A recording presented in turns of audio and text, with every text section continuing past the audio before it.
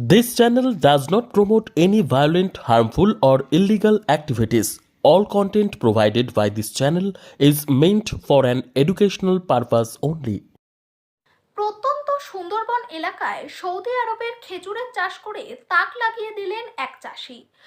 উত্তর চব্বিশ পরগনার বসিরহাটের সুন্দরবন এলাকার চাষি আব্দুল হামিদ মণ্ডল পেশায় মোটর মেকানিক।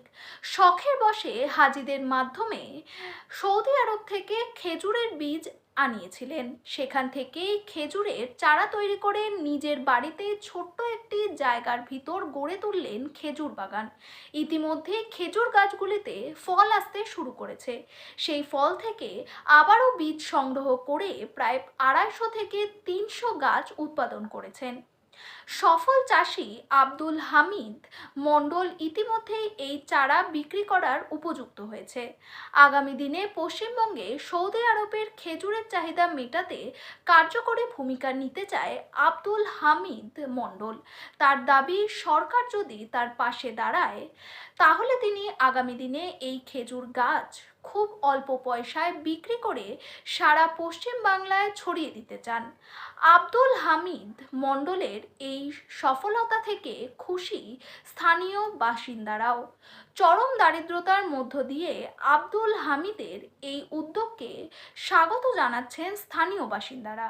দেখুন, এই খেজুরটা তো অ্যাকচুয়ালি সৌদি আরবে হয়, হজরত মোহাম্মদ সাল্লামের দেশে হয়। আমরা তাকে শ্রদ্ধা করি বা আমরা তাকে প্রশংসা করি এবং আমরা মানে শেষ নবীর উম্মত, সেই হিসাবে বলছি সেই দেশেই হয়।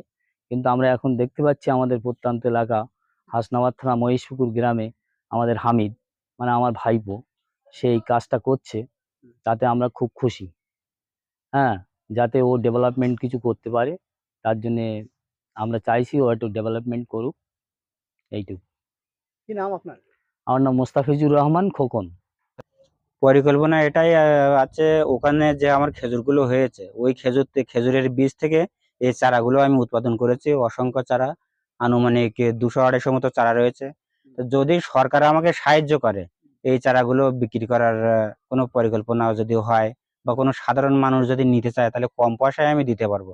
আর সরকার যদি আমাকে সাহায্য করে এই চারাগুলো কোনো সংস্থায় বা কোনো মাধ্যম দিয়ে, সরকারি মাধ্যমে তো অনেক চারা বিক্রি হয়, যদি সেই সাহায্যটা আমি পাই তো এই জিনিসটা খুব আগে দ্রুত আগে চলে যাবে বা সব জায়গায় ছড়িয়ে যাবে। আর সবাই এতে তাতে সহযোগিতা আশা করি সবাই তাদের সুব্যবস্থা পাবে।